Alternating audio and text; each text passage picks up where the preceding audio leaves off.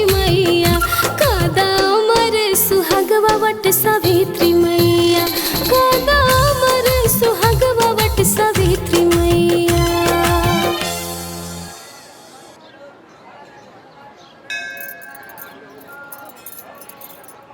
अरे यहाँ से चप्पल कहाँ गई? लौकत ना चप्पल। हमरो चप्पल नहीं खे लौकत। अरे हमरो चप्पल नहीं खे लौकत। पता ना चप्पलवा कहाँ चल गई। माई तो अनिल लोग के चप्पल यहाँ बा।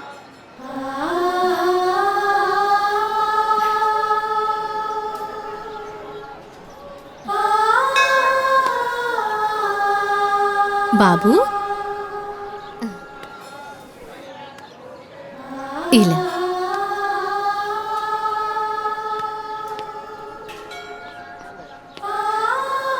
इला बेटा ला ई होला।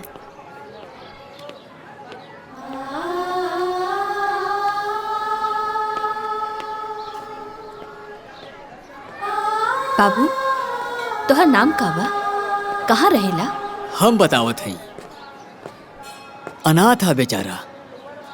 पैदा होते एकरा के केहू वटवृक्ष के नीचे छोड़ गईल रहे। आधी रात के रोवत रहे त हम उठौनी हा। ई वटवृक्ष के नीचे हमरा के मिलल ना, यही खातिर एकर नाम हम बटुकनाथ रख देनी। तब से यहीं पड़ल रहेला। मंदिर के साफ सफाई के साथे साथे आवे वाला भक्तन के जूता चप्पल साफ कर देवेला। जौन कुछ भी वो देवेला ना उहे खाए पिएला। इला माई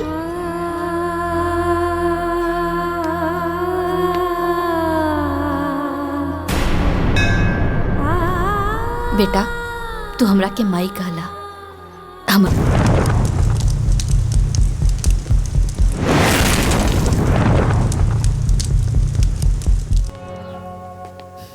क्रिकेट ना शाम के खेलल जाई। हाँ वहाँ ऐसे छक्का मारी है। हाँ ठीक बा। अरे नालायको, कहाँ से घूम के आवत तारा लोग? वो गार्डन। अरे हम जज हई। अरे पढ़ लिख के कम से कम नायब तहसीलदार तो बन जा लोग। हैं गांव में हमार थोड़ बहुत तो इज्जत बची रही। ये देखा कपड़ा गंदा कर लेला लोग। कहाँ खेलत रहला? अरे लइकन के डांटल छोड़ी और है ली प्रसाद ले ली। तू बोला देवकी ई लइका के हो? एक नाम बटुकनाथ था। ई हमरा के मंदिर में मिलल। अनाथ है बेचारा। ए जी हमने के लगे दो गो लइका बा। एगो और हो जाई त्रिदेव। जब भी हमरा के माई कह के बुललस है ना, हमरा के अशोक और ओमकार दिखाई देलस। हम अपने ममता के रोक ना पौली और एकरा के लिए आईनी। ठीक बा, जब माई अपन ममता लुटा देनी त बाबूजी भी अपन प्यार दे दी हैं। है नया बेटा? चला हम तो के मिलाओ तनी। ई तोहार मझिला भाई अशोक। गले मिला भैया से। ए हाँ आवा। अब इनसे मिला। ई तोहार बड़ भाई ओंकार। चला ओंकार गले लगा बेटा। ओंकार का हो गई लेकर रखे? हाँ एकर तेवर तो देखा। लइका है ना, समय के साथ बदल जाए। ठीक है चला चल बेटा अंदर चल।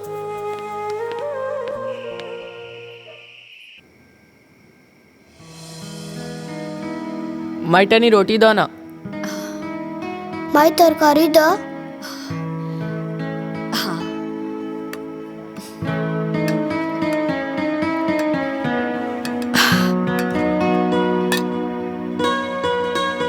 इला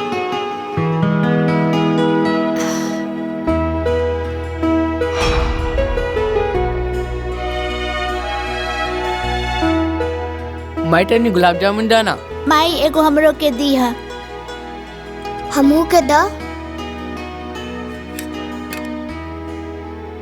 एक तू ले ला, आधा तू ला और आधा तू ला।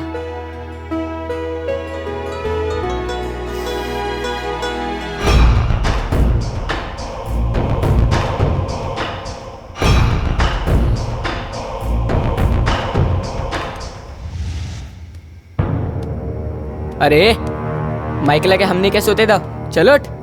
ए अरे ओमकार, सुत गइल बा ना, तोहनी के बिस्तर लागल बा, जा जाके सुत जा।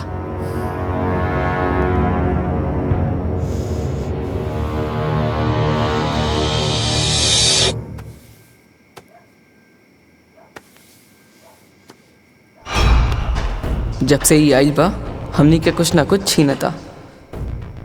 पहले गुलाब जामुन छीनलस, फिर माई के कोरा। काल तई हमनी के जमीन जायदाद घर द्वार सब छीन सकेला। ई हम ना होके देव, कब्बो ना होके देव।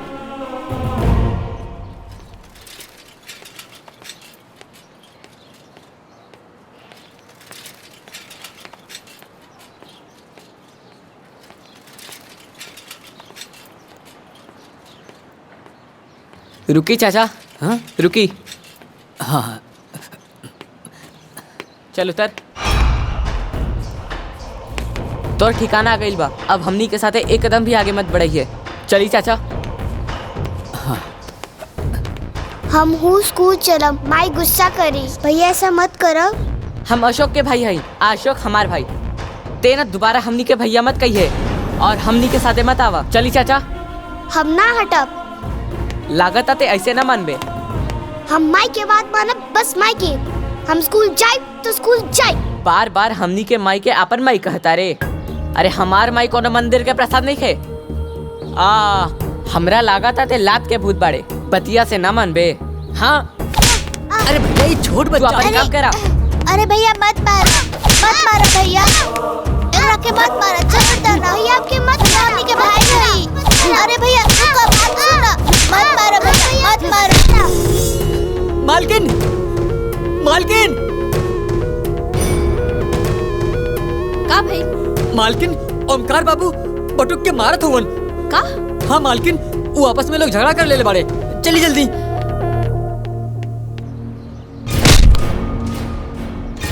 बटुक बिटवा, कुरुक्षेत्र में अर्जुन के उपदेश देत समय भगवान श्री कृष्ण कहले, हे पार्थ, धर्म युद्ध में जौन तोहरा सामने खड़ा बाड़े, इमे से न कोनो तोहार भाई है न कोनो गुरु, सब शत्रु बाड़े।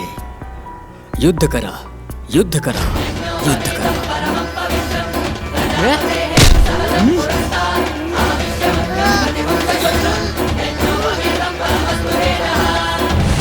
ओमकार, बटुक, छोड़ दा, छोड़ ओकरा के।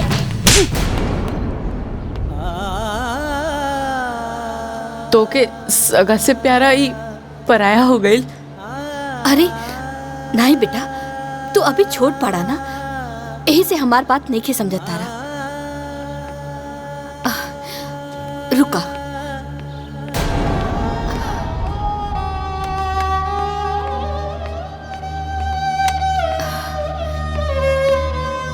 ओमकार बेटा, है 3 लकड़ी तू एक साथ तोड़ा।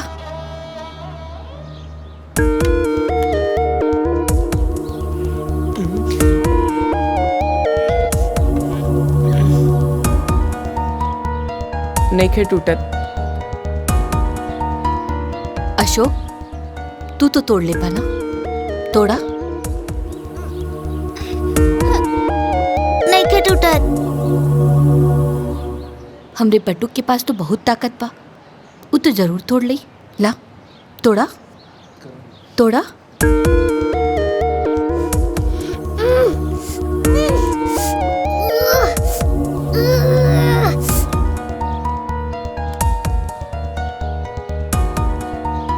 एक काम करा, इला एक तोड़ा।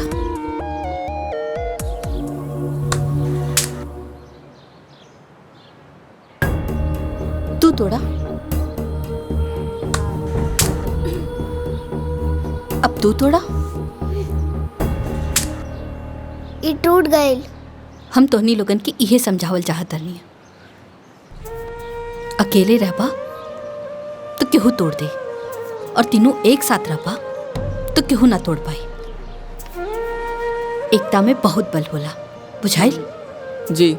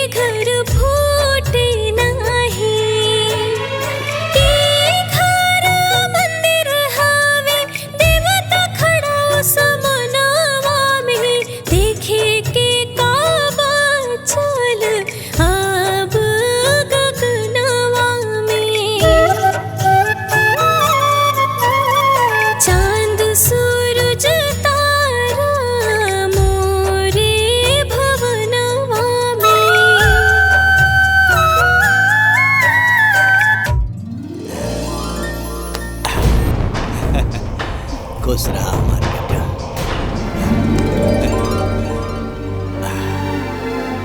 चला।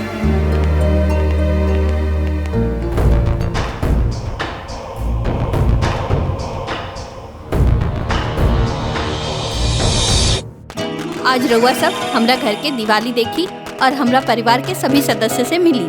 आई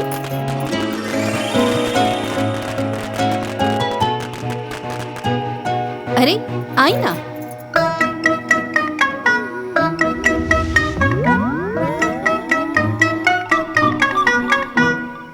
ई है हमार बड़का बेटा ओमकार और वो है हमार बड़की पतो माया।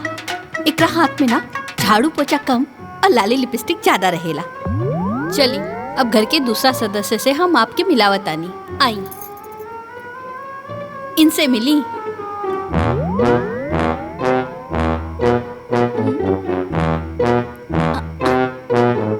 ई है हमार मझला बेटा अशोक और वो है ओकर मेहरारू नैना। कितना प्यार से अपना मेहरारू के अपने हाथे से खियावत रहे, बकिर अपना माई के कब्बो न खेलस। वो रउआ लोग कहावत सुनले पानी ना? अरे हम तो अपना आँखी से देख रहा पानी, जो रुकी गुलाब। हाँ मेहरारू की पूजा करत तो देख लेली ना। चली अब हम लक्ष्मी जी के पूजा करत दिखाए जा रहे पानी। आई ओम जय लक्ष्मी माता मैया, जय लक्ष्मी माता, तुमको निश दिन सेवत मैया जी को निश दिन सेवत हरि विष्णु विधाता। ओम जय लक्ष्मी माता।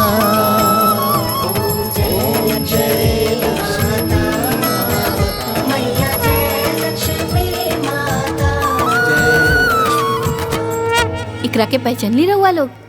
अरे ई हमार सबसे छोटा और दुलरुआ बेटा बटुकनाथ। यहाँ के तो जरूर पहचान गई होखब। एकदम सही, ई हमें हमार पति परमेश्वर। जय माँ जय माँ जय जय माँ जय माँ जय माँ जय जय।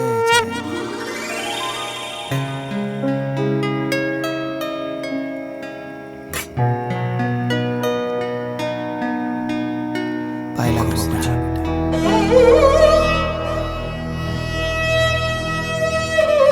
खुश रहो।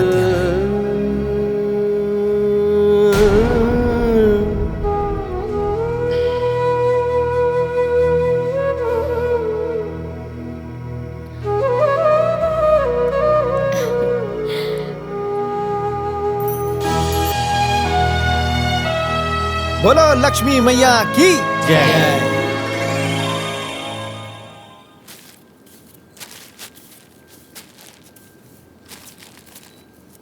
बटुक, ए बटुक। हाँ माई बोला का कहा तारू? हाय देखा ना, ये सीधा पिसान ना पंडित जी खातिर पान देने वाली। हाय ले जा करके ना दे दिया। ठीक बा। अरे अरे रुका रुका। अब का भाई? ई देखा ना पैसा देवल तो भूल गई रहनी। हाँ इला इहो दे दिया और पंडित जी के जोड़ लगा के ना आशीर्वाद जरूर लिहा। काहे से कि संत महात्मा के आशीर्वाद से ना दुख मुसीबत सब दूर हो जाला। और वैसे भी वो तुहार जीवन दाता बाड़े। ठीक बा, हम आशीर्वाद जरूर लिहब, भूलब ना।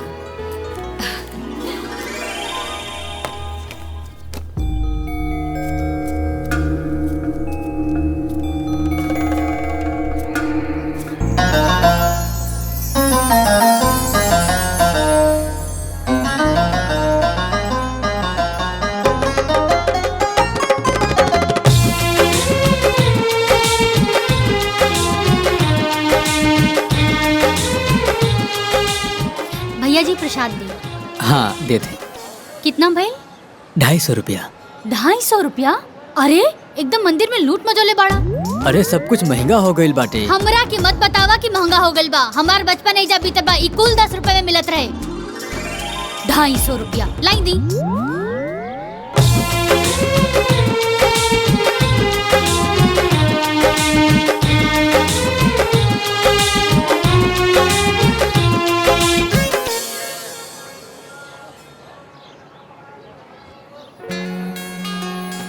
पाँव लागत बानी पंडित जी, आशीर्वाद बनैले रहब। खूब खुश रहा बेटा। ईश्वर करे तू हमेशा खुश रहा। और ही बताओ बेटा, तुहार परिवार में सब ठीक बानू? जी। और तुहार माई के का समाचार बा? सब स्वस्थ निमन बा? अरे वो एकदम बढ़िया बाड़ी, उहे तो हमके यहाँ भेजले हैं। और रउआ खातिर ई चढ़ावा भी देले बाड़ी। जथा नाम यथा गुण। तुहार माई तो देवी बाड़ी बेटा, वो हमेशा सब केहू के ख्याल रखेली। ईश्वर उनका के हमेशा खुशहाल रखे। अच्छा पंडित जी, आज्ञा दी। खूब खुश रहा बेटा, खूब खुश रहा।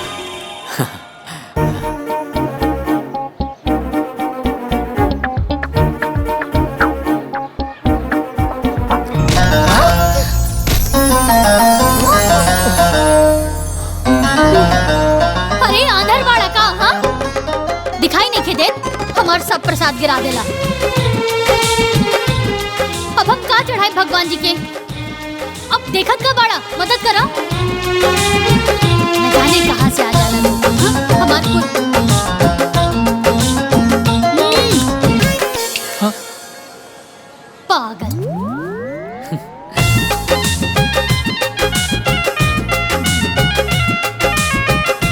बटुक बेटा। जी पंडित जी। का सोचत बाड़ा? कुछ ना पंडित जी। पहचानलाई के रहली? के रहल? अरे ई उहे सावित्री रहली जौन अपना माई के साथे इहवा आवत रहे, आ तू जेकरा साथे खेलत रहला, कबो कबो लड़त भी रहला।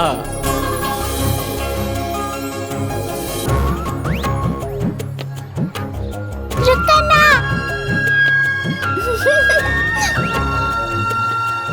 सावित्री बेटा, का करा तारू? इला प्रसाद लेला। नहीं हमार, हम ना दे। अरे ना ना लड़ाई की, तोहरा खातिर भी बा। रुका, इला। हाँ खेला। हाँ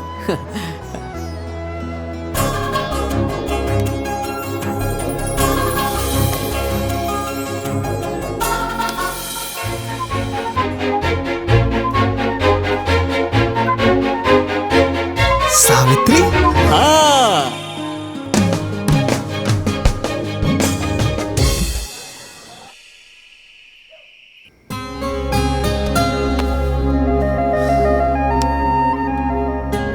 अरे आंधर बाड़ा का, हाँ दिखाई नहीं के देत, हमार सब प्रसाद गिरा देला। अब हम का चढ़ाए भगवान जी के? अब देखत का बाड़ा, मदद करा। अरे एकदम मंदिर में लूट मचोले बाड़ा। हमरा की मत बतावा कि महंगा हो गइल बा। हमार बचपन एजा बीतल बा, ई कुल 10 रुपए में मिलत रहे।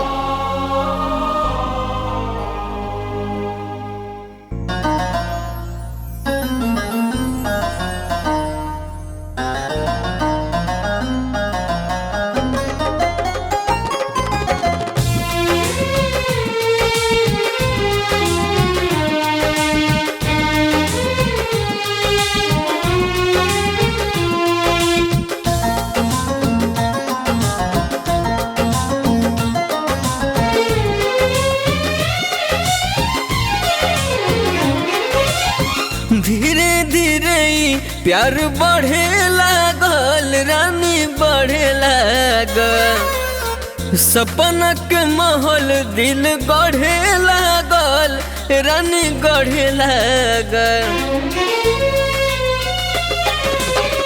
धीरे धीरे प्यार बढ़े लागल, रानी बढ़े लागल। सपना के महल दिल गढ़े लागल, रानी गढ़े लागल। मन बहकावे गुजरिया, तोहर पियर रंग साड़िया। दिल धड़कावे गुजरिया, तोहर पियर रंग साड़िया।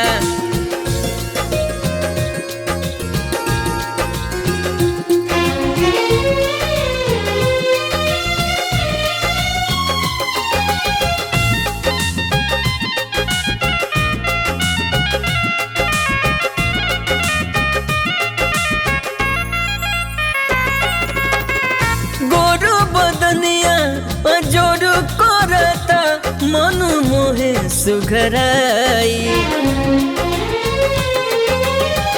देख के तोहर रूपवा सलोना धड़कन हो थम जाए, पागल हो जाए नजरिया लचक जब कमरिया, दिल धड़कावे गुजरिया तोहर पियर रंग सड़िया।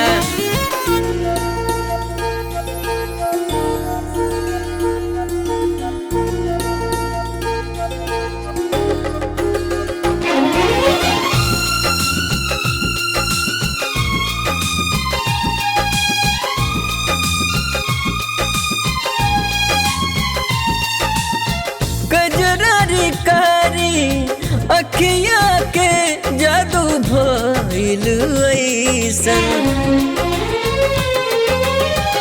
बारो से कई गो न ज्यादा सोचले रहनी जैसन, लागेला कि सरसों फुलाइल मारे झकोरवा बयरिया, दिल धड़कावे गुजरिया तोहर पियर रंग सड़िया।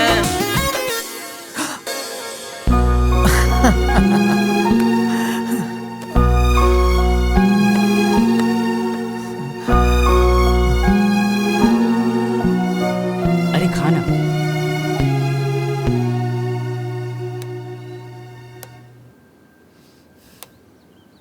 बटू नाश्ता हो गया तुहार? हाँ। अच्छा ते काम करा ना, तू ना मंदिर चल जा, काहे से कि तुहार बाबूजी ना अपना दोस्त हरिशंकर जी के यहाँ जाए से पहले हमरा से कह के गइल बाड़े। आज मंदिर में सामूहिक विवाह है ना, तो ओहिजा कोनो चीज के कमी ना होके के चाहिए। और हाँ, हमरा तरफ से ना हर एक जोड़ा के एक एक लिफाफा दे दिया। ठीक बा माई, अभी जाता नहीं।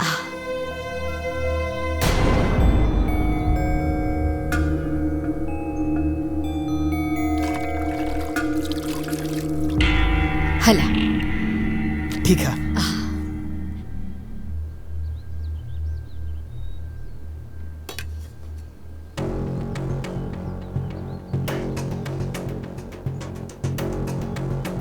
हमने के का देखत नहीं जा, माई हर काम बटुक से काहे कहेली, अपन सगा बेटा से तो कबो कुछ ना कहेली। घर के सगरी काम नौकर करेलन, मालिक ना। बाकी जेठ जी हमरा तो लागता कि रवा लोग नौकर बानी और उ मालिक। चली दीदी, ई बात ना इन्हें लोग के समझ में नहीं खे आई।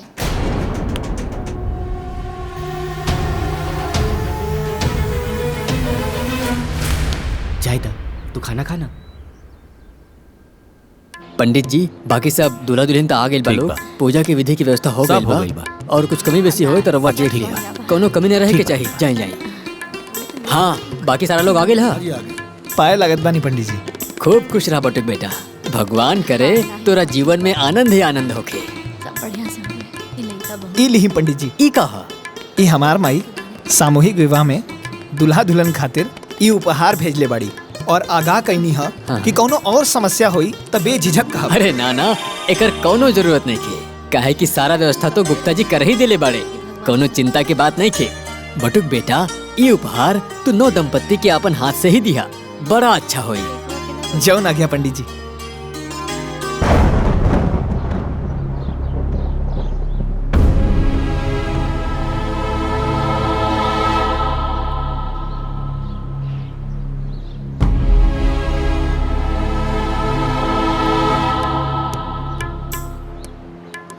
हाँ सोनू ठीक। हाँ सुधीर वंशिका। मोनू प्रिया। ठीक बा। रवि सावित्री। ई लड़की के गार्जियन के बा? हम बने पंडित जी। दूल्हा कहाँ बा? अभी ना आइल बड़े पंडित जी, औते हुई थोड़ा देर और इंतजार कर ली। बियाहे के मुहूर्त निकलल जात बा, जाई जल्दी जाई ओकरा के बुलाई। अच्छा पंडित जी हम देखत बानी।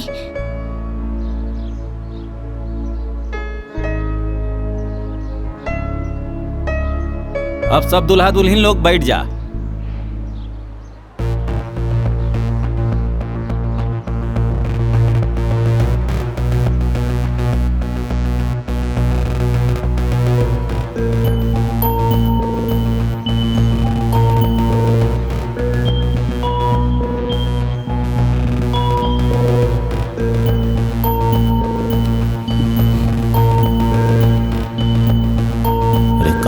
गई ले।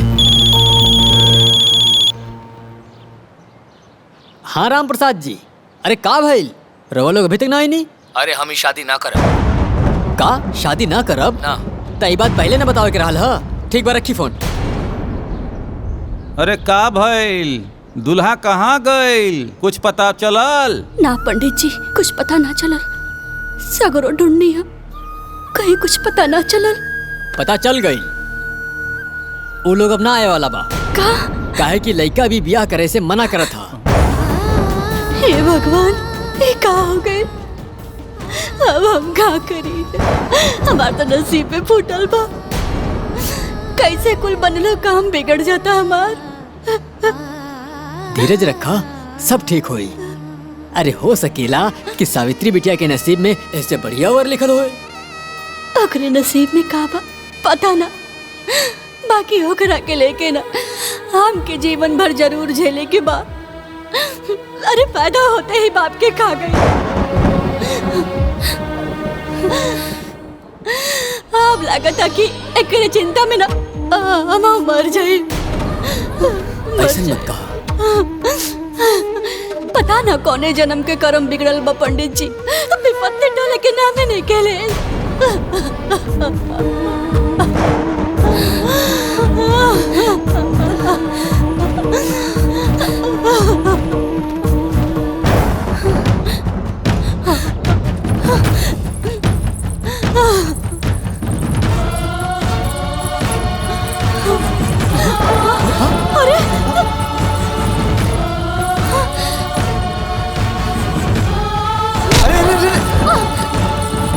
ई का कर बड़ू?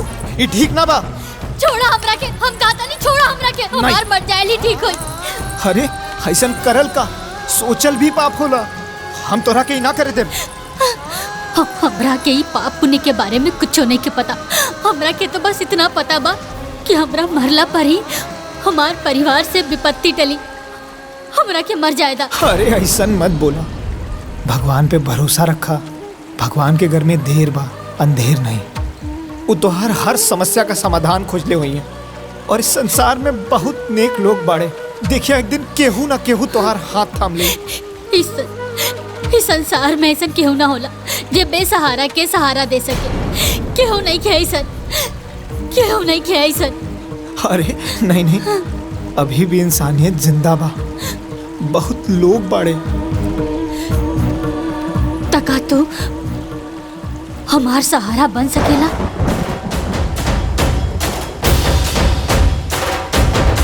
बन तो सकीला, पर बाबूजी से ज्ञान बाटल अलग बात था और उहे ज्ञान के पालन कईल अलग बात। रुका, हम बनब तोहार सहारा। हम निभाइब जीवन भर तोहार साथ।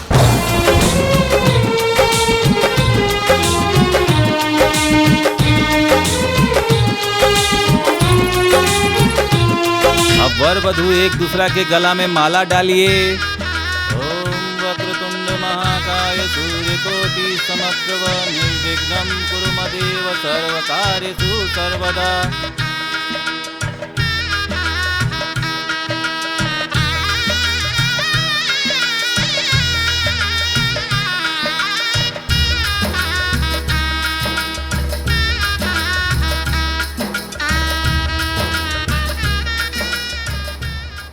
चल निकाल 1 रुपया बरीचा।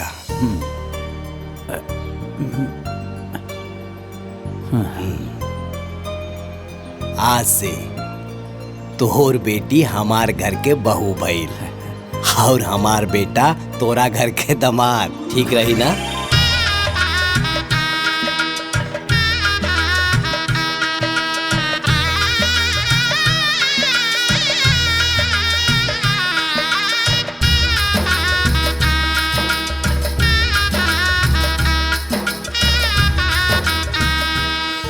लेकिन एक बार बेटा से पूछ तो लेता।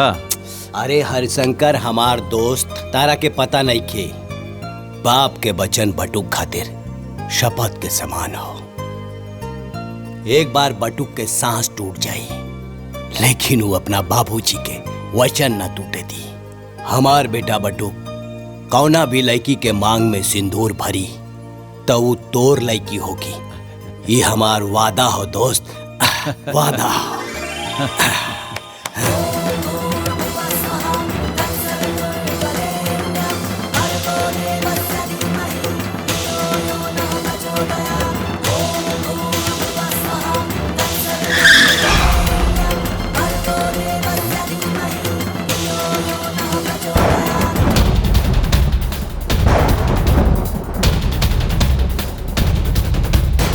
अच्छा, बाबूजी के बड़ा नाच रहे ना एकरा पे। अब बाबूजी के पता चली कि कितना लायक बा और कितना नालायक बा।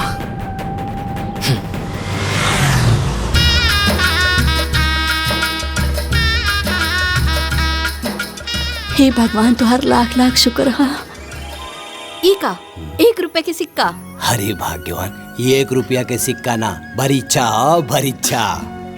हम अपना बटुक के बियाह तय कर देनी अपना दोस्त हरशंकर के बिटिया से। बहुत बढ़िया कहनी है बाबूजी। सगुन तो सगुन होला, चाहे 1 रुपया हो चाहे 1 लाख रुपया का हो। अब हमरा समझ में आई कि रउआ रोज सवेरे सवेरे अपना दोस्त के घरे काहे जात रहनी हा। अपना दोस्ती के रिश्तेदारी में बदले। चली बटुक के बियाह तय हो गई। बियाह तय ना भइल बा, ऊ बियाह क ले बा। उहो सामूहिक विवाह मंदिर में। हे ओंकार, ये का बकवास करता रहते? अरे हमार बटू कैसे ना कर सकेला? अरे ते बचपने से ओकरा से जले ले, यही खातिर इस तरह बात करता रे। अरे हमार बटू बिना हमरा से पूछ ले, बिना हमार आज्ञा ले ले शादी कैसे?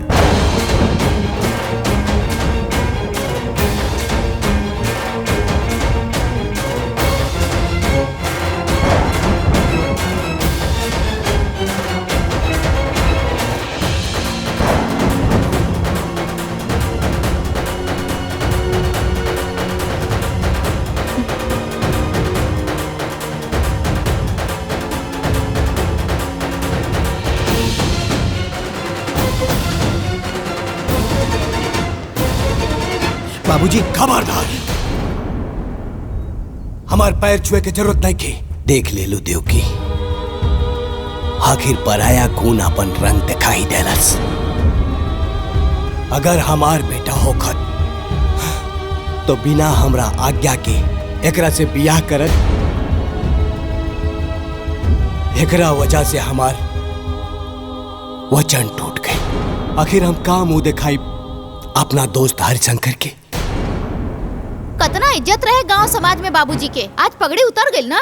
अरे ई कोनो बियाह ह? ना बाजा ना गाजा ना बाराती ना घराती। सही कहा तारू नैना, इतना बड़ कांड के आइल बा, लेकिन माई एकरा के एक शब्द ना बोली है। आज तो हर माई ना हम बोला, हमार फैसला हुई। देवकी एकरा के अपन बेटा बना के घर लाइल बिया तो एकरा के पूरा हक मिली, घर जमीन जायदाद सब में एकरा के तीसरा हिस्सा मिली।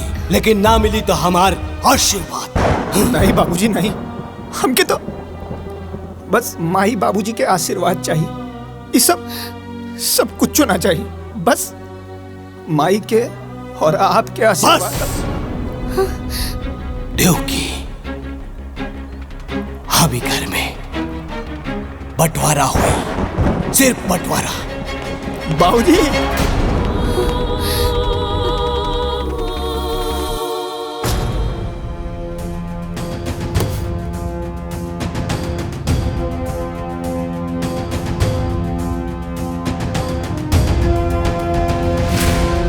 देवकी, गलत हिस्सा में खड़ी बढ़ू, अपना हिस्सा में आवा। सुनाई नहीं के देत? देवकी, सुनाई नहीं के देत? कान खोल के सुन ला। अगर वही रहा के हो तो तारा के अपन मांग के सिंदूर पोछे के पड़ी।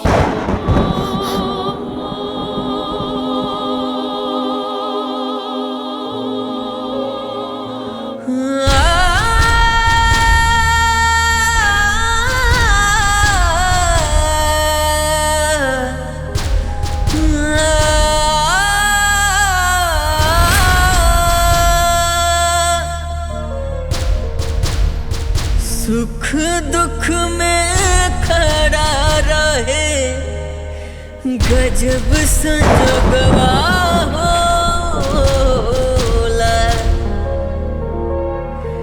दुनिया में सबसे प्यारा अपन लोगवा होला दुनिया में सबसे प्यारा अपन लोगवा होला।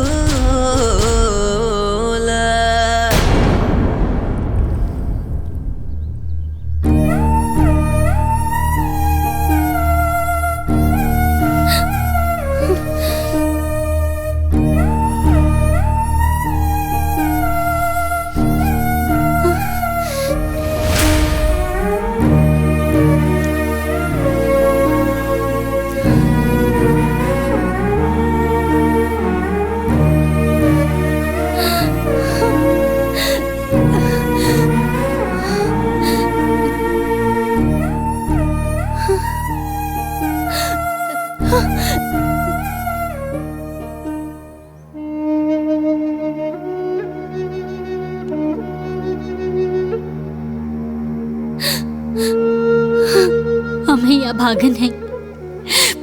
पहले बाबूजी के साया सर से उठ गई और जब ससुराल आईनी ता घर के बंटवारा करवा देनी।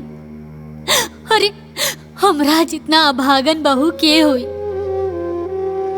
जेकरा के होकर सास ससुर के आशीर्वाद तक ना मिलल। हमनी के वैवाहिक जीवन माही बाबूजी के आशीर्वाद के बिना अधूरा बा।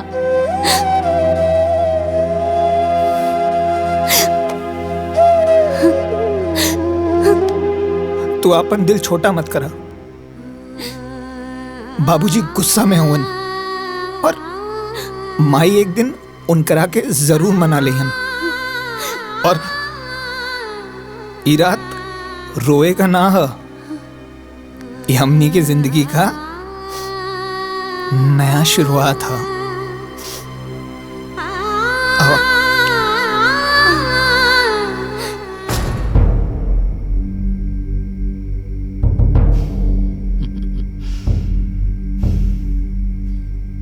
देखी सांप भी मर गई और लठियों ना टूटल। जे काम हमनी करल चाहत रहनी वो खुदे कर लेलस। बस बाबूजी जैसे ओके अपना दिल से बाहर निकाल दे लेना, वैसे एक घर से बाहर निकाल देती तो इस सगरी जमीन और जायदाद, एक घर और द्वार हमनी दोनों भाइयन के हो जात।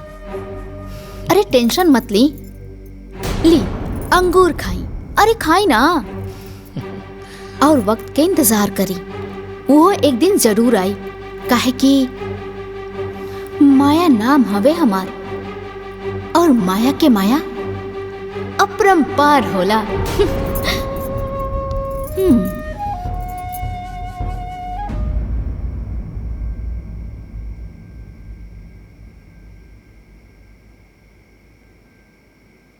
तू काहे मुंह फुला के बैठल बाड़ा? नहीं ना, आज जौन घर में भइल अच्छा ना भइल। बाबूजी के बट्टू के माफ कर देवे के चाहत रहे। आज माई के त्रिदेव खंड खंड हो गई। एकदम दिमाग में गोबर भरल बा का? त्रिदेव खंड खंड हो गई। अरे एक दिन जमीन जायदाद सब कुछ खंड खंड हो जाई। ओकर सोचा कि कैसे सब कुछ ठीक हुई। अगर कुछ कर ना सकेला तो चुपचाप सो जा। मातम मनावला के जरूरत नहीं खे।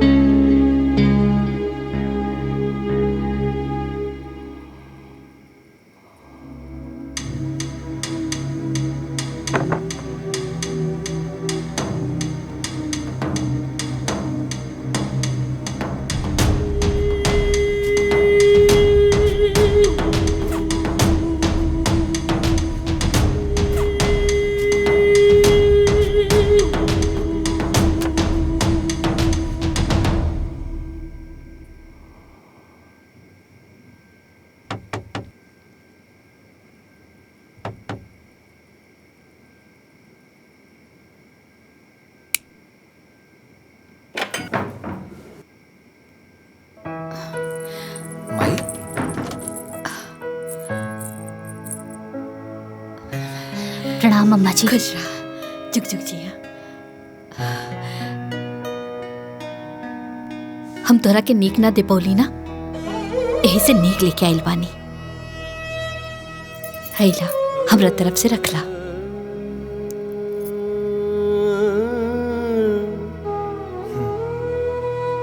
रखला ना।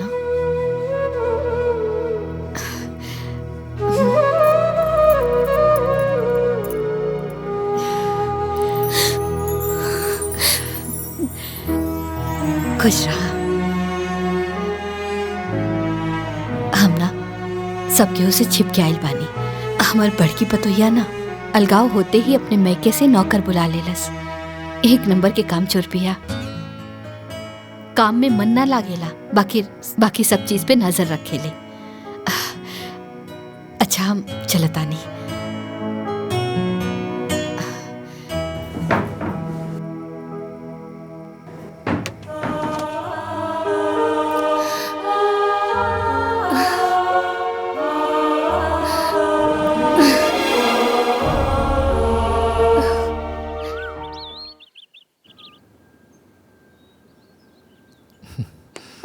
राजेश। हाँ भैया। ई बाबूजी के दे दिया। ठीक बा भैया।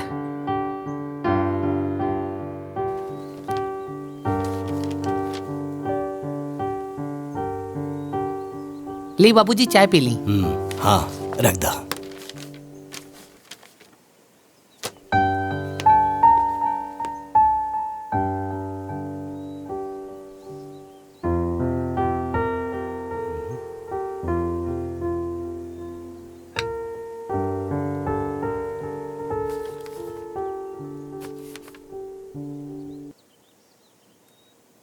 बाबूजी प्रणाम। आपका बटुक।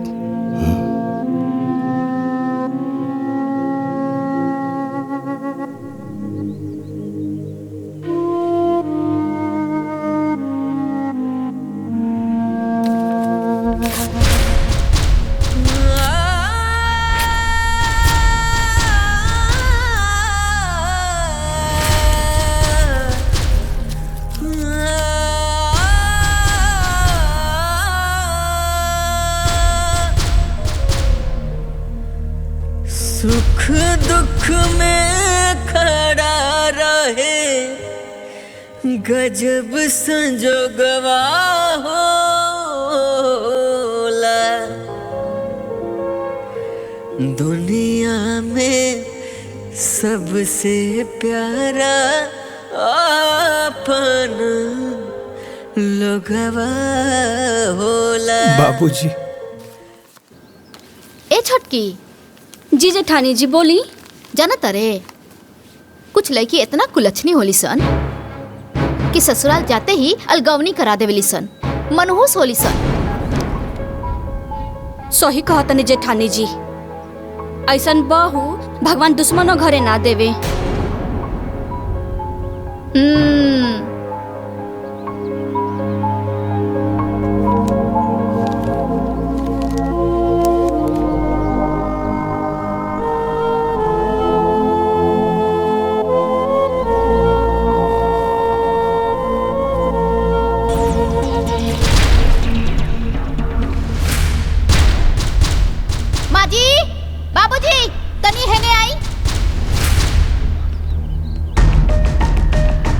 का भेल बहू?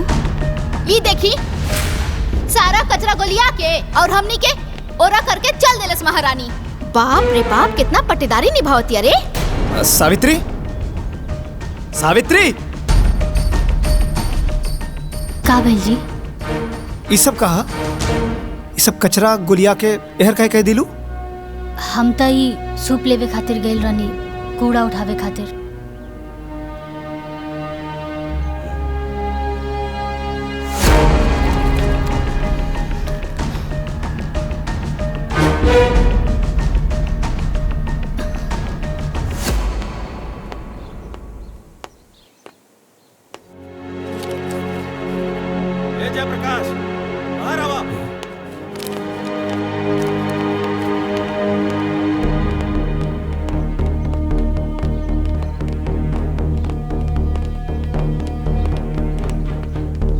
इहे निभैला दोस्ती हमरे साथे। अरे पूरा गांव में थू थू होता। अमानत देले रनी तारा के, तार बेटा से हमार बेटी के बियाह करावे खातिर। अरे चुप काहे पड़ा, बोलत काहे नहीं खे? अरे कहां गई तो हर वचन? कहानी की एक बार पटुक से पूछ ला, लेकिन ना।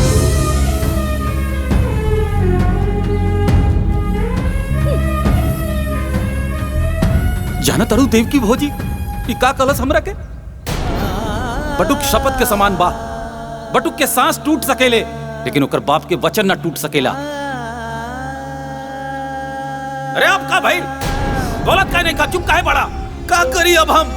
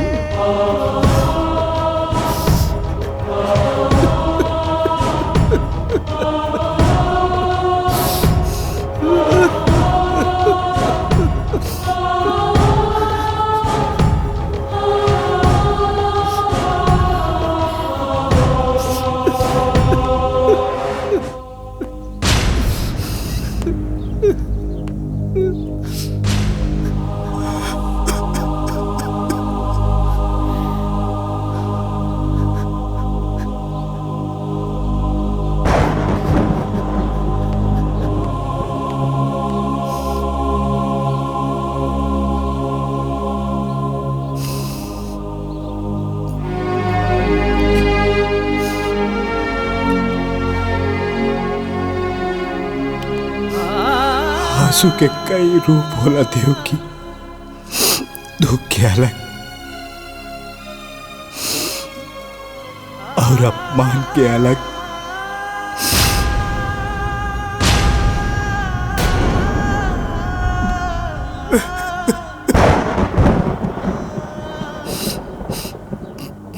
दुख के आंसू पिया जाला,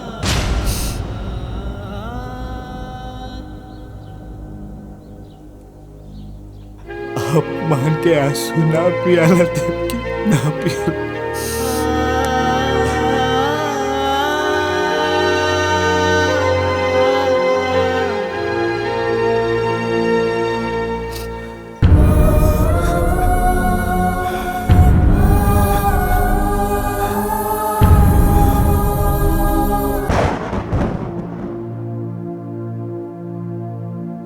आज हमार वजह से पहली बार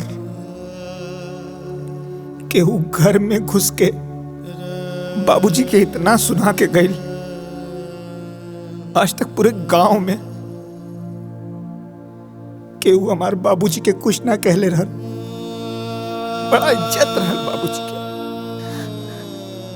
ए जी, ई बात का लेके रहुआ अपने आप के मत कोसी जी, मत कोसी। केहू के अपमान कहिला से केहू देवता के महिमा कम ना होला। और बाबूजी, बाबूजी त देवता हन और हमेशा रही हन। हाँ,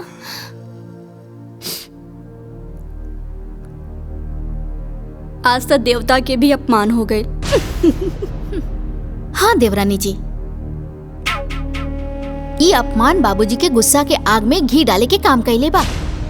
और अब बाबूजी के सीना के जरत नफरत की चिंगारी एक दिन ज्वालामुखी बन जाई। ओकरा बाद बाबूजी ओकरा के खुदे निकाल दिए घर से।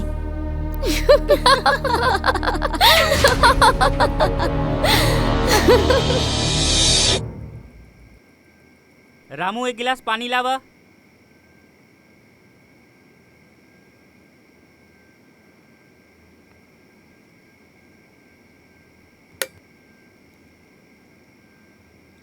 ए जी, घुरहू आयल रहे, कहला सा कि कल खेत में खाद वाद डाले के बा। बटुक काल सवेरे तू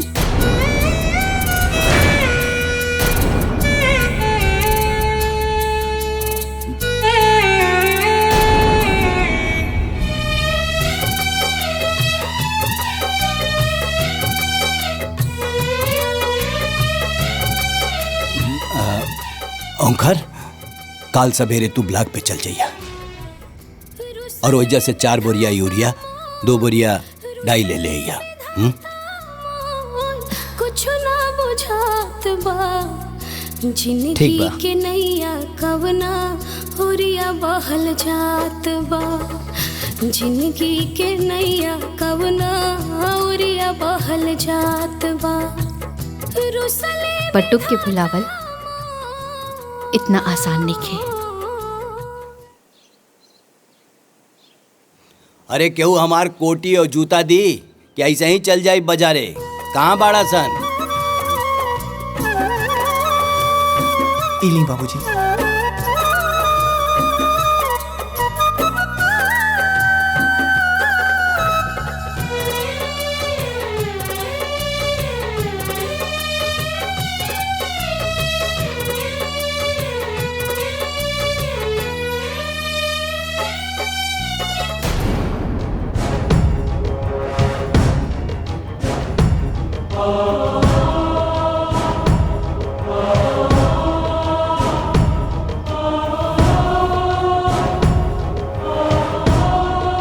ए जी सुनी,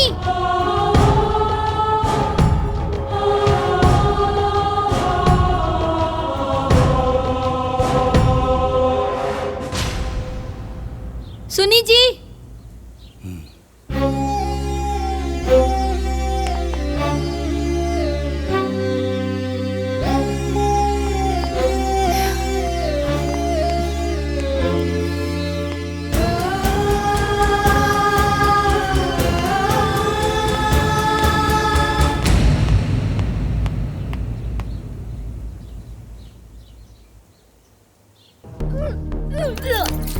हाँ का भइल हो? तबीयत तो ठीक बानू? उल्टी? ई उल्टी कोनो दिक्कत ना हाजी, बल्कि खुशखबरी है। हम माई बने वाला बानी और रहुआ बाबू। सावित्री,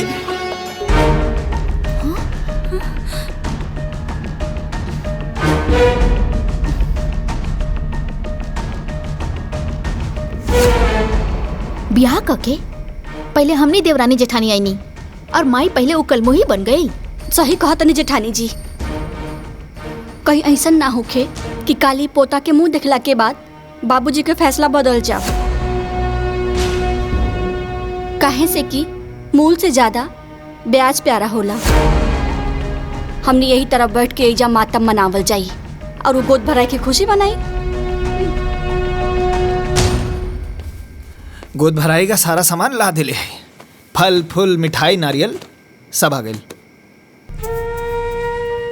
सब सामान तो आ गई, लेकिन गोद भराई के रस्म सिर्फ सामान से ना होला। गोद भराई करे वाली भी तो चाहिए।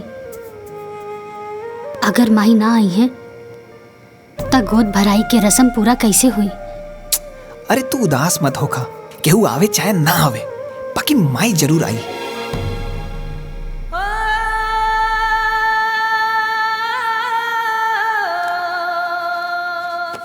लाई पैर दबा दे।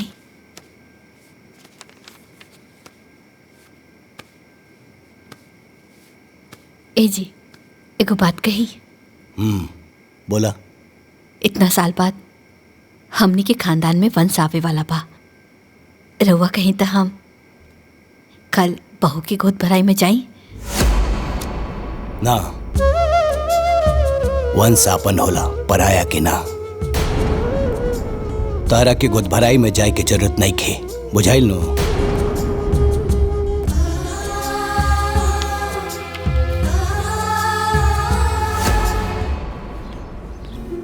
ए दीदी, हाँ आज हमरे छोटकी पतोहिया के गोद भराई है तो जरूर अइहा। अपने बिटिया के भी जरूर ले ले अइहा। बहुत बढ़िया नाचे लेना। ठीक बा दीदी।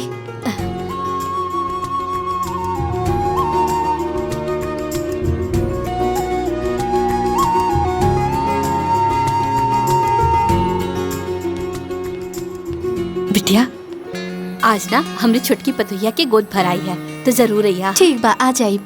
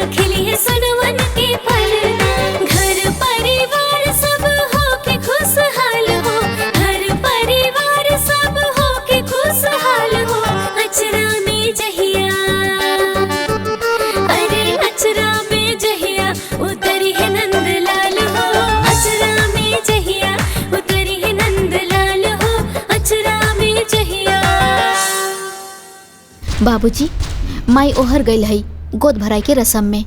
हम अपना आंखें से देख के आनी है। रउआ हमार बात के भरोसा करी ना बाबूजी। अगर भरोसा नहीं के होत तो छोटकी से पूछ ली। बाबूजी, दीदी सही कहा तनी, हमहू माई के वहाँ देखले रहनी है। बहू, अगर तू लोगन के बात सच निकलल तो सोच ला, आज के बाद से देवकी भी हमरा लिए मर गई। चला लोगन। चली बाबू। हाँ चली बाबूजी।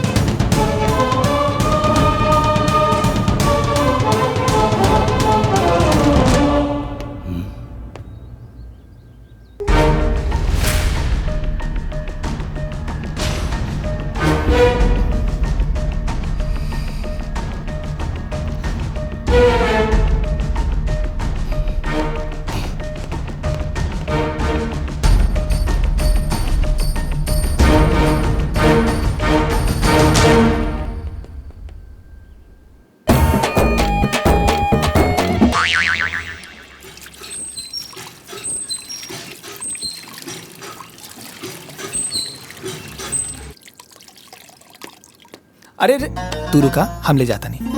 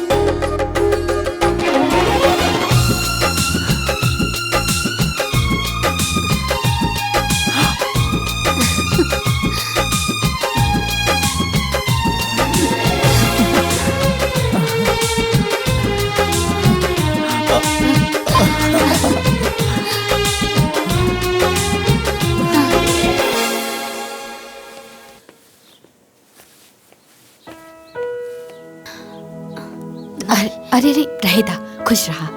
अच्छा, आज रात में ना चंद्र ग्रहण लगी तो ध्यान से ना अपने पेट पे गोबर लगा लिया, ठीक बा? ध्यान रखिया।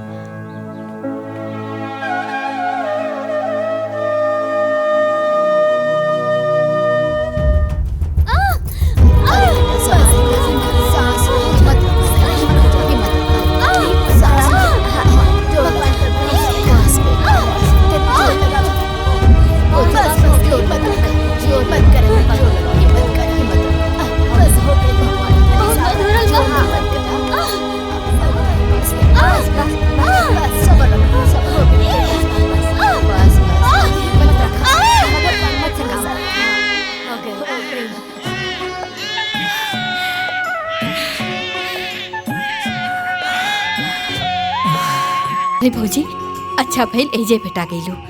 हमरे पोता के ना छट्टी है, ठीक बा। तो पूरा परिवार के साथ ही है। ठीक बा, आ जाई। ठीक बा, आ जाई बा, ठीक बा।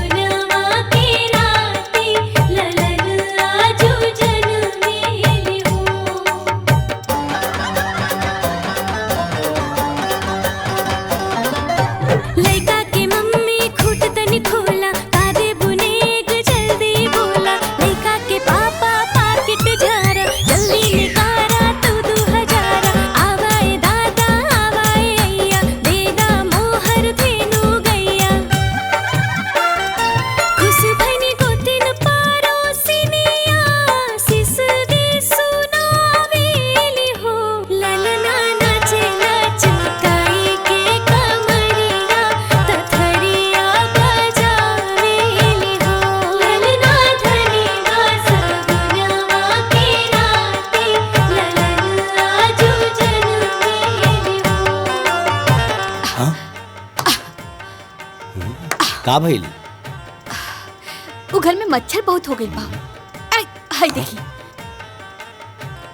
ठीक हो, मारा मच्छर।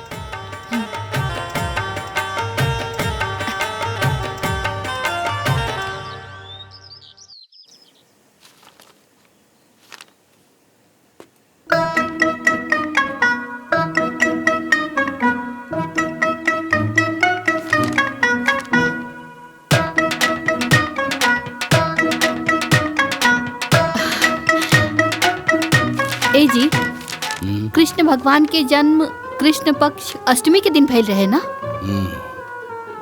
और महीना भादो के और दिन बुधवार रहे ना?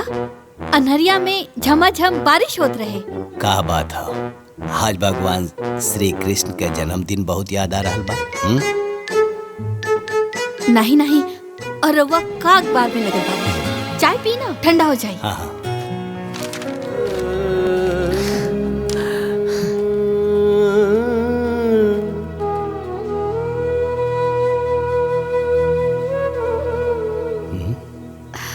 का भाई ठंडा हो गई का चाय?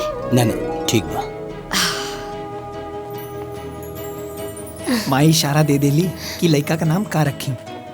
एकर नाम कृष्णा रही। कृष्णा कृष्णा। नंद घर आनंद भयो, जय कन्हैया लाल की, हाथी घोड़ा पाल की, जय कन्हैया लाल की। का भाई? हाँ? कुछ नहीं।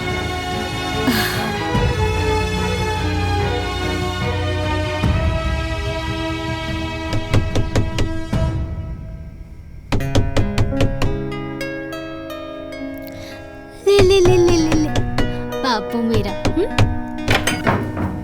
माई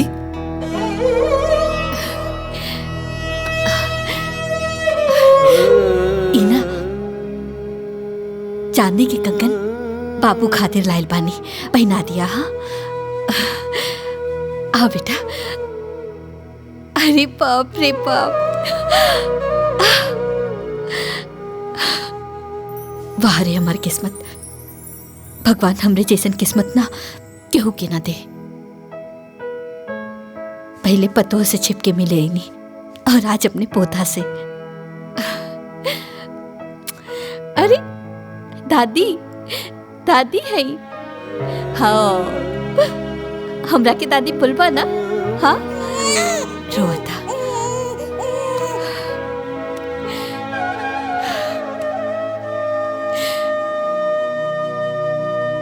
आपन ख्याल रखिए।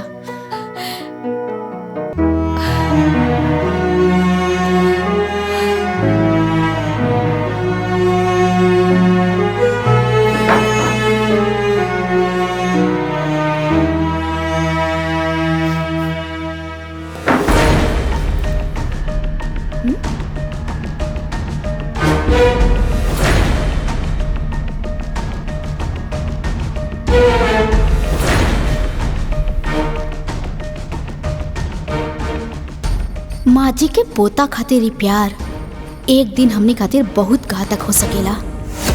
माँ जी रउआ प्यार के अमृत के बरसा बहुत कर लेनी, अब बारिश सास के ना बहू के हा।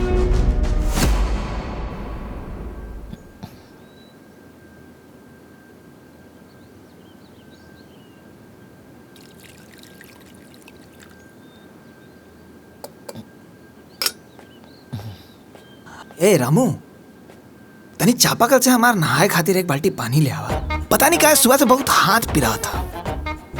ठीक बा, लेकिन ई बात मालकिन के ना पता चले के चाहिए, ना तू अपना घर से हमरा के भगा दी है। अरे अरे ना पता चली, सब लोग कमरे में बा। तू जो। ठीक बा।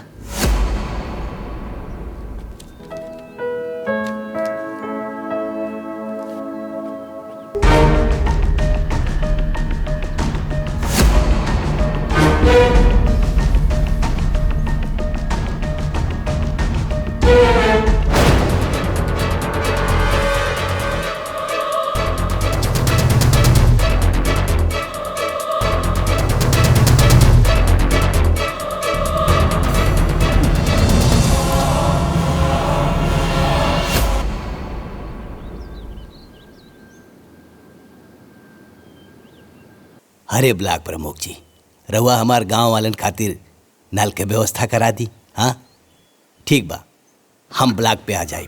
हाँ जय राम जी की। ली बाबूजी चाय पी ली। अरे रामू, हाँ आज के अखबार कहाँ हो भाई? हमके लागता अंदर बा। जल्दी ले आवा। अच्छा।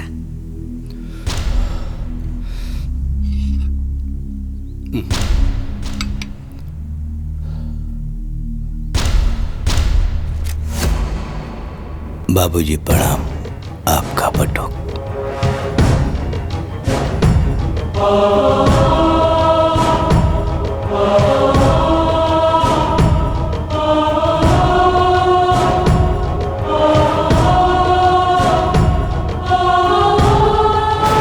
का रोज रोज का ड्रामा। जय जय।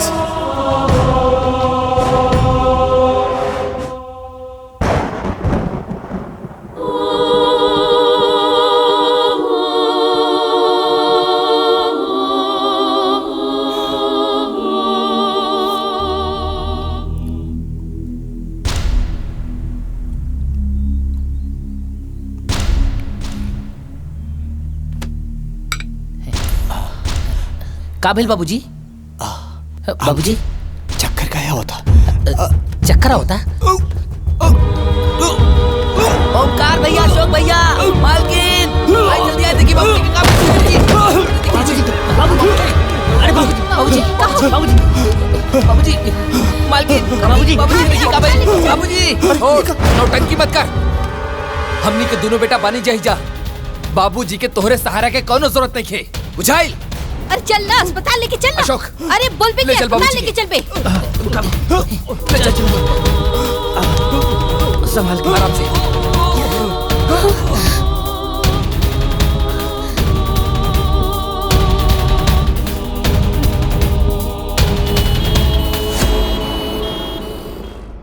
ओह माय गॉड, मेरा शक सही निकला। चाय में जहर था।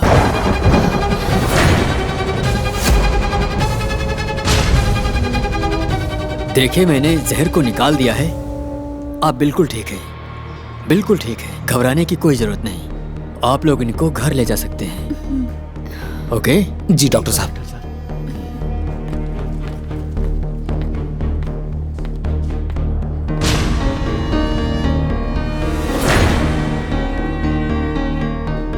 का रामू, चाय में जहर के में ले रहे हैं?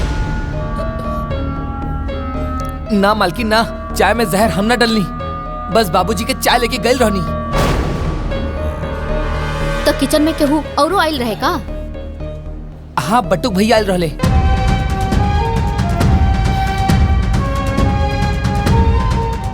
बटुक? हे भगवान, बाबूजी के चाय के ट्रे में पर्ची रखत रखत अब चाय में जहर मिला देलस। तोहार दिमाग खराब हो गइल बा कि पगला गइल बाड़ू? हमार बटुक ऐसा नहीं कर सकत। वो कुछ भी खा सकेला देवकी, कुछ भी।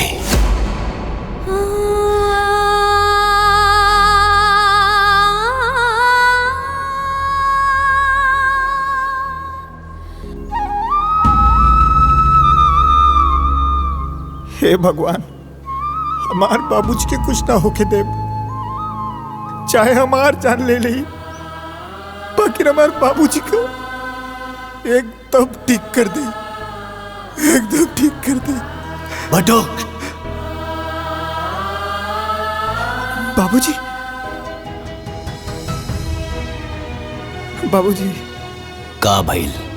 विश्वास नहीं की होत हमरा की जिंदा देख के? अरे हमरा के का पता रहल कि हम अपना ही घर में सांप पाल रहल बानी, जौन एक दिन हमरा के डसी। अरे आशीर्वाद ना देनी तो चाय में जहर मिला दे लेते। ना बाबूजी ना, ऐसा मत कहा। हम तारा चाय में जहर नहीं के डलने बानी।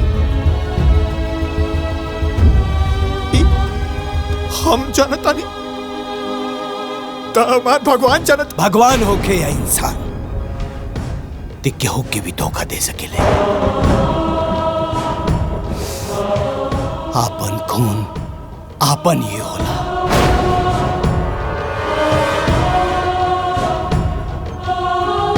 पराया खून पराया ही होला, ये आज हम जान गए नी। रिश्ता के अहमियत ई का समझी देवकी।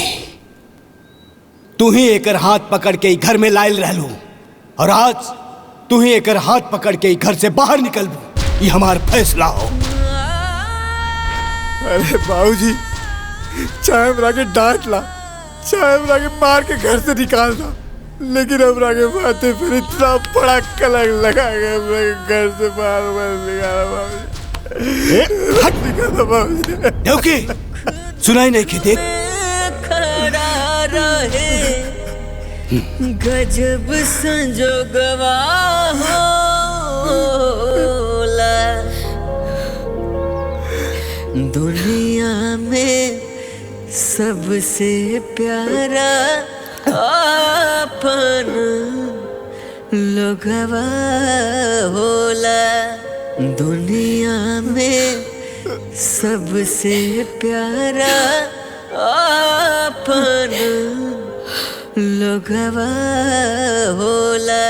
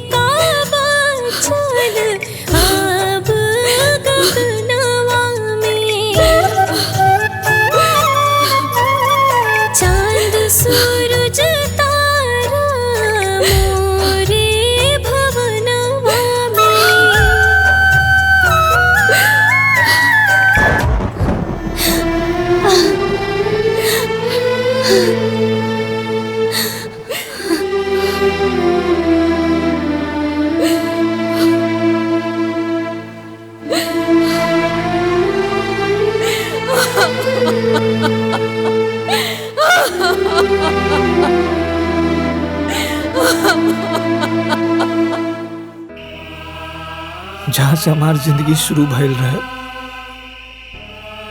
आज फिर से हम वहीं आ गए बानी। मत रोआ बेटा, मत रोआ। अरे सच के चांद के झूठ के बादल घेर ले बा। समय की हवा चली, एक दिन ही झूठ के बादल उड़ जाए, फिर सच की चांद चमकी, एक दिन जरूर चमकी।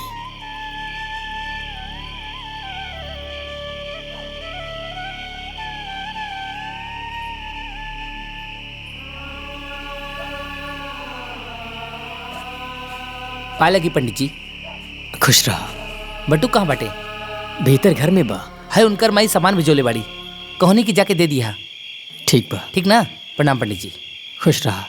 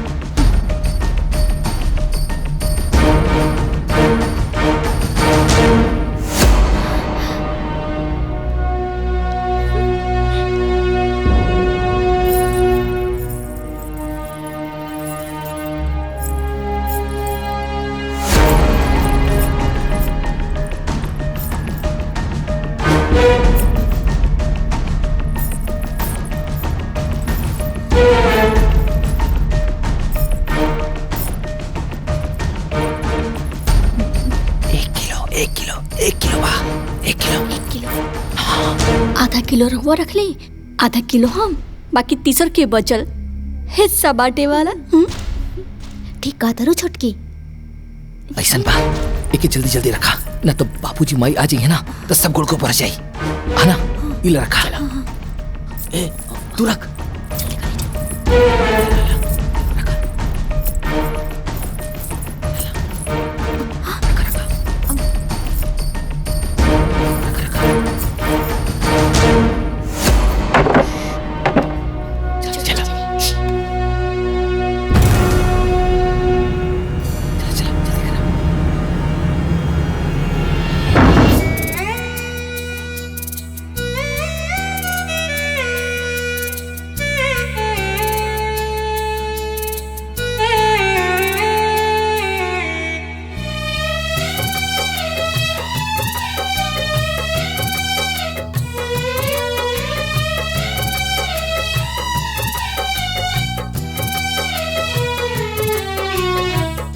रुसले विधाता मोल, रुसले विधाता मोल, कुछ ना बुझात बा। जिंदगी के नैया कवना होरिया बहल जात बा। जिंदगी के नैया कवना होरिया बहल जात बा। रुसले विधाता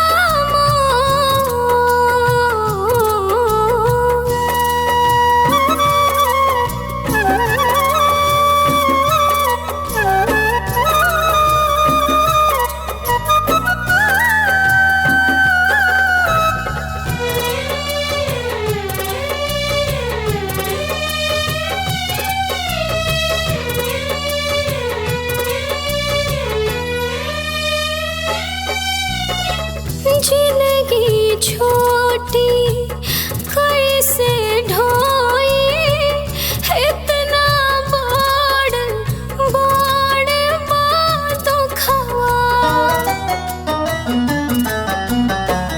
जहर कलंक के जहर बनावलास, जिंदगी के हर सुखवा। गूंग समैया मोर, गूंग समैया मोर ना केहू करत बात बा। जिंदगी के नैया कवना ओरिया बहल जात बा। जिंदगी के नैया कवना ओरिया बहल जात बा।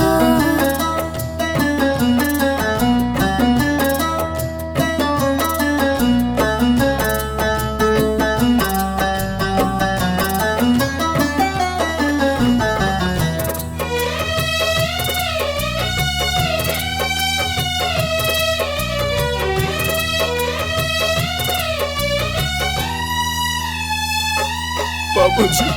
पाथर अखिया आंसुअन सींचे होल उगे ना उगे काटा। हम ना जानी तू जाने लो हे वट सावित्री है माता। अखिया के पीछे हमरे अखिया के पीछे हमरे के कैले घात बा। जिंदगी के नैया कवना ओरिया बहल जात बा।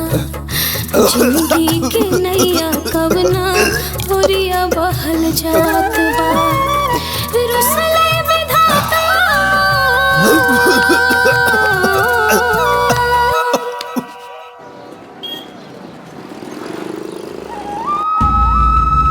बाबूजी, बाबूजी, बाबूजी। देखिए, खाना पीना ना खाने की वजह से इनको बहुत कमजोरी आ गई है। इनको 2-4 दिन हॉस्पिटल में एडमिट करना पड़ेगा। इलाज में खर्च बहुत आएगा। फिलहाल आप 20,000 काउंटर पर जमा करवा दीजिए, बाकी मैं देखता हूँ। ठीक है डॉक्टर साहब।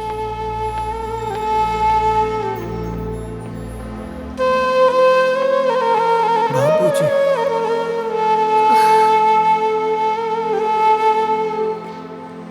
बाबूजी, बाबूजी।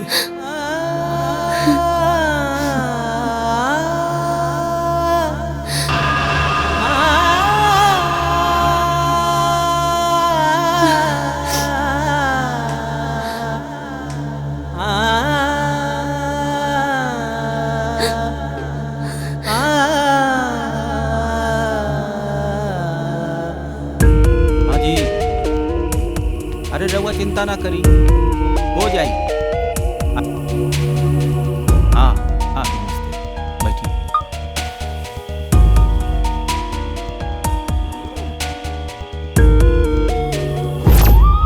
हैला हमरे तरफ से रखला।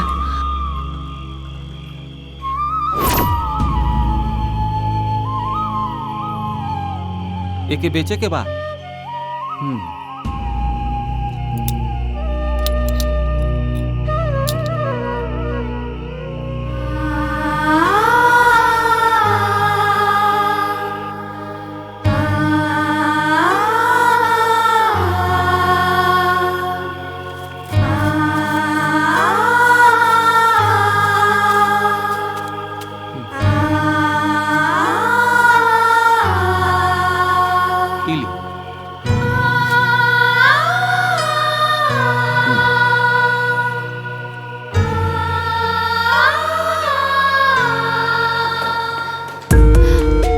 सुनी भैया,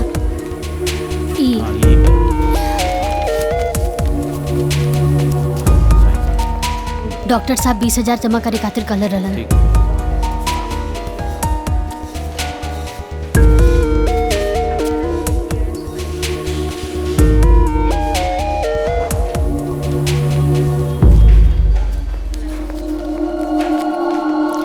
डॉक्टर साहब, अब तबीयत कैसन बा? हमने उनका इलाज शुरू कर दिया है, लेकिन हो सके तो उनके बाबूजी को बुला लीजिए, क्योंकि वो बार बार उन्हीं की रट लगा रहे हैं। हो सकता है कि उनका आना दवा से ज्यादा काम करे।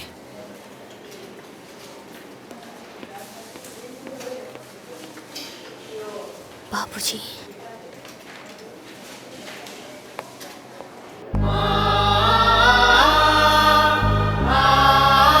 बाबूजी,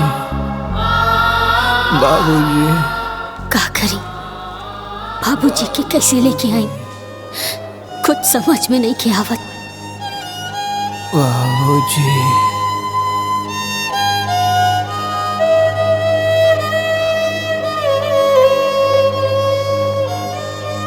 बाबूजी।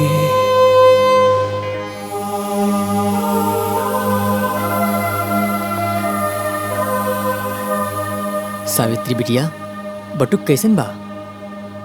पुजारी बाबा, तनिको आराम नहीं किए, तनिको आराम नहीं किए। सावित्री बिटिया मत रोवा, हिम्मत से काम ला। कल वट सावित्री माई के व्रत बा, तूहू व्रत रखा। सावित्री माई सबके सुहाग के रक्षा करेली, तोहरो सुहाग के रक्षा उहे करी। अरे जौने वटवृक्ष के नीचे सावित्री माई के निवास बा, उहे वटवृक्ष के नीचे बटुक हमके मिलल रहे। सावित्री माई के आशीर्वाद बटुक के बचपन से ही मिलेला। जना तारू बिटिया, सावित्री माई यमराज से 3 गो वर मंगले रहली और सबसे पहला वर अपना अंधा सास ससुर खातिर मंगले रही। अब तू होता अपन सास ससुर के पूजेलू, तब माई तोहरा के आशीर्वाद काहे न दिए बिटिया। बिटिया तू व्रत रखा, फिर देखिया सावित्री माई के ऐसा चमत्कार होई कि उनकरा के साथे साथे माई बाबू के आशीर्वाद भी बटुक बाबू के मिल जाई। हम वट सावित्री माता के व्रत जरूर रखब।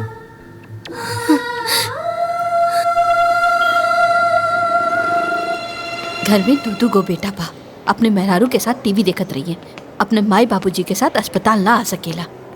आज हमार पट्टुक होत ना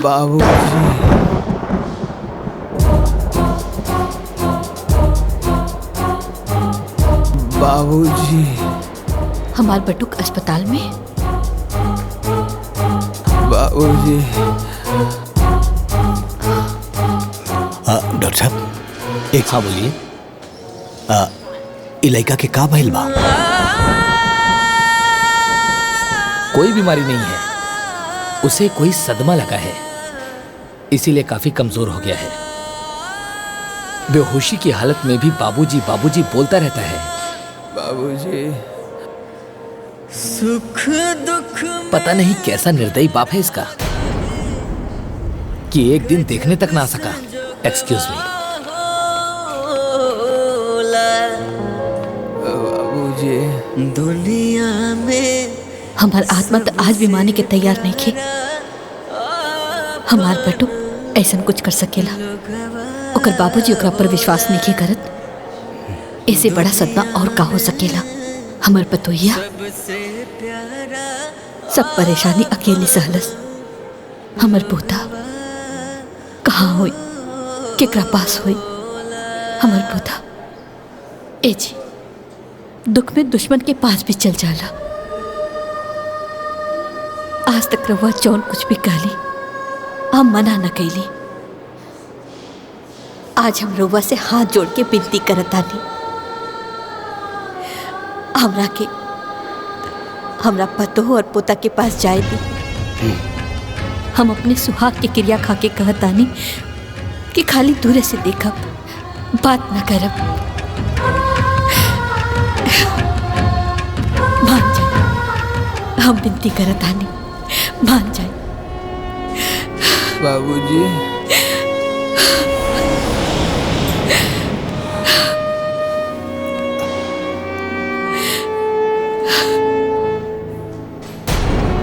बाबूजी।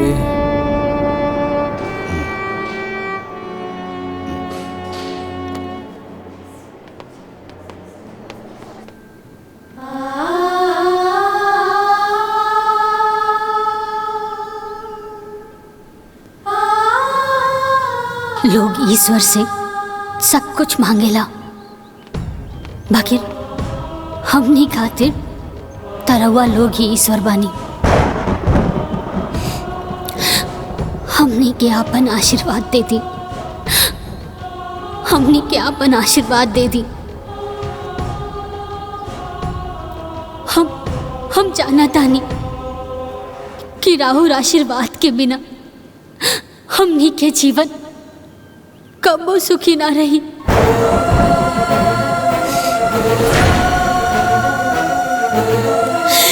कबो सुखी ना रही।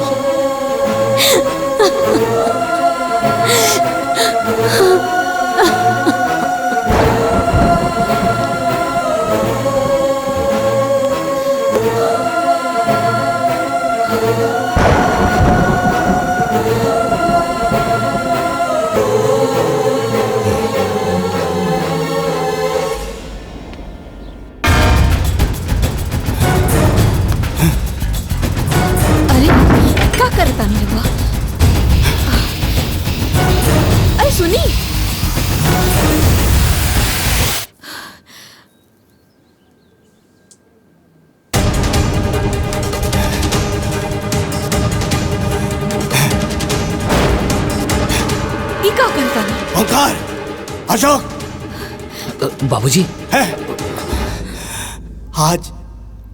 आज ये घर घर ना अदालत हो, और ये अदालत में वो जहर वाली केस के फाइल खुली और बारी बारी सबके बयान लिया जाई। अस्पताल में सांस जोड़ जोड़ के जौन लड़का जी रहल बा, हमार नाम ले रहल बा, घर में होकर पत्नी मंदिर में भगवान के जगह हमार तस्वीर लगा के पूजा कर रहल बिया।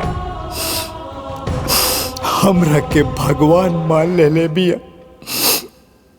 उ लइका और ओकर पत्नी हमार जान ना ले सकेले। हमरा के पूरा यकीन हो गइल बा ई दुष्कर्म तू ही लोगन में से केहू एक कैले बा। हम 3 ले गिनती गिनब, फिर जे आरोपी हो कि वो सामने आ जाए, ना तो ई माचिस के तिली जला के हम पूरा घर जला दे। हमरा साथे साथे पूरा परिवार जली और मरी। बाबूजी ऐसा मत करिए बाबूजी। 2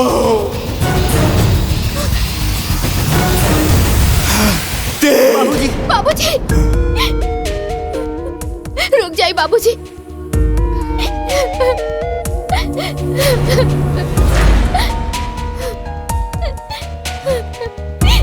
ये महापाप हमरा से हो गए बाबूजी, हमके माफ कर दी।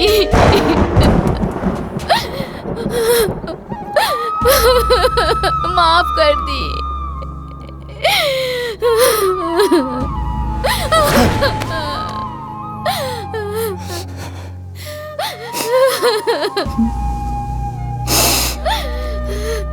ये पाप ते काहे कैले रे पापी, काहे कैले? बाबूजी हम लालच में आ गए रहनी। हम ही ना चाहत रहनी कि घर जमीन जायदाद के 3 हिस्सा लागे।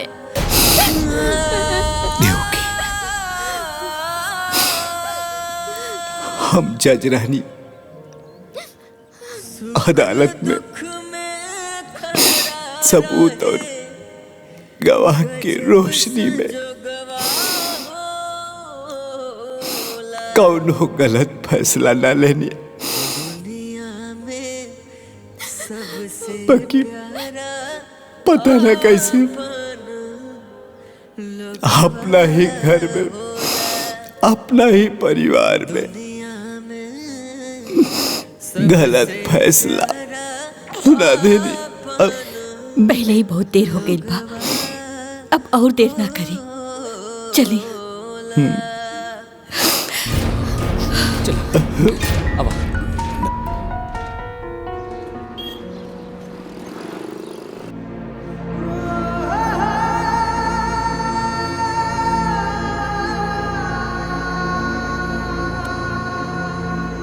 देखिए सावित्री जी, हमने बहुत कोशिश की, मगर हम डॉक्टर हैं, भगवान नहीं। इनके पास समय बहुत कम है, इनको घर ले जाइए। अब इनको मेडिकल नहीं, कोई चमत्कार ही बचा सकता है। I am sorry. डॉक्टर साहब, हाँ, डॉक्टर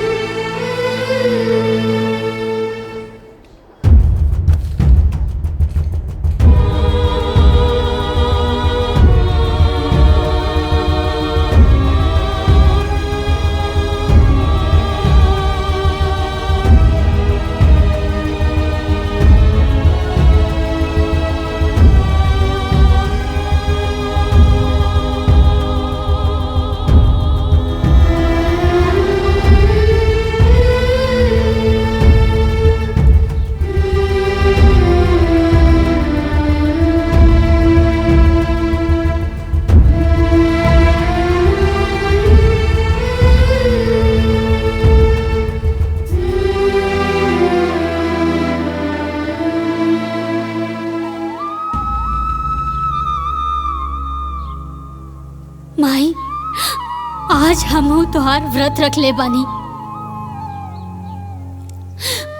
अपना पति के लंबा उम्र खातिर याद रखिए माई, अगर आज हमार सुहाग उजड़ गई तो दुनिया के कोनो भी औरत राहुल व्रत ना राखी। माई माई तू तो चल गई यमराज के पीछे पीछे, पुत्रवती और सदा सौभाग्यवती के वर पा ले लो। आज ही सावित्री रउआ से उहे वरदान मांगतिया।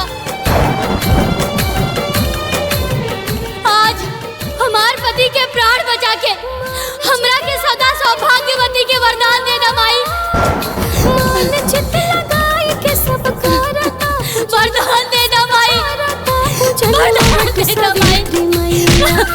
सावित्री मैया कादा मर सुहागवा वट सावित्री मैया कादा मर सुहागवा वट सावित्री मैया वरदान दे दा माई,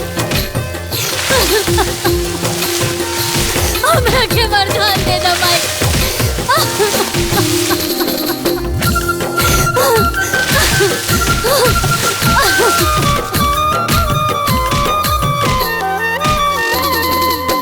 पति सत्यवान के तू प्राण ले लो वापस, कैलो असंभव के संभव।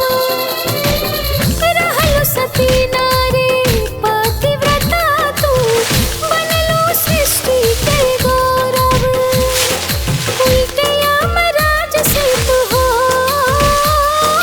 उल्टे यमराज से तू पवलो वरदानवा वट सावित्री मैया वट सावित्री मैया कादा मर सुहागवा वट सावित्री मैया कादा मर सुहागवा वट सावित्री मैया। बाबूजी बाबूजी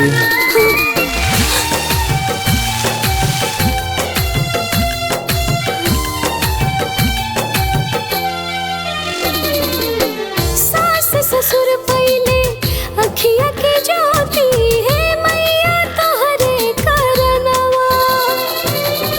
हो गइले अमर कहानी तोहार, पूजे लागल जहनवा।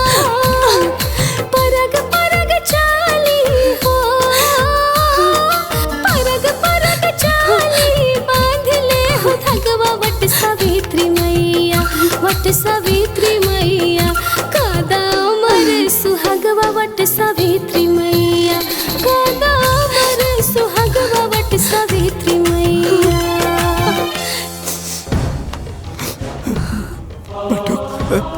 बाबूजी बाबूजी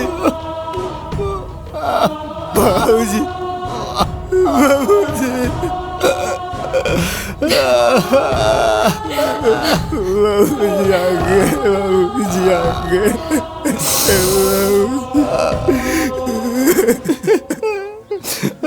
बेटा अच्छा बुरा पहचाने में हमरा से बहुत देर हो गई, हो सके तो हमरा के माफ कर दो बेटा। ना बाबूजी ना, रहुआ तो हम जैसन अनाथ के नाथ हुआ। हमरा से माफी मांग के हमरा के इतना छोट मत करा बाबूजी, शर्मिंदा मत करा।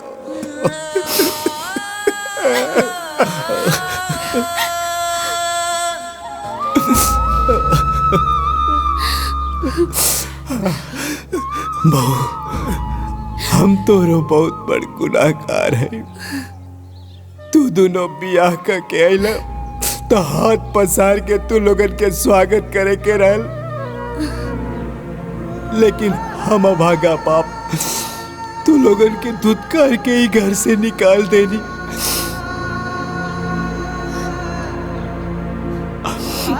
हो सके तो हमरा के माफ कर दा बहू। बाबूजी राहुरी हाथ माफी मांगे खातिर ना, बल्कि हमेशा सदा सौभाग्यवती रहा के आशीर्वाद देवे खातिर उठे के चाहिए। आशीर्वाद दी हमरा के। खुश रह बहू, खुश रह।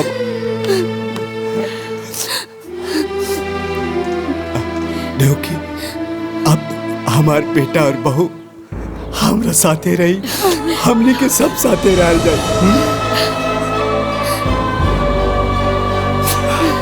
पंडित जी दे, हाँ, संभाल के।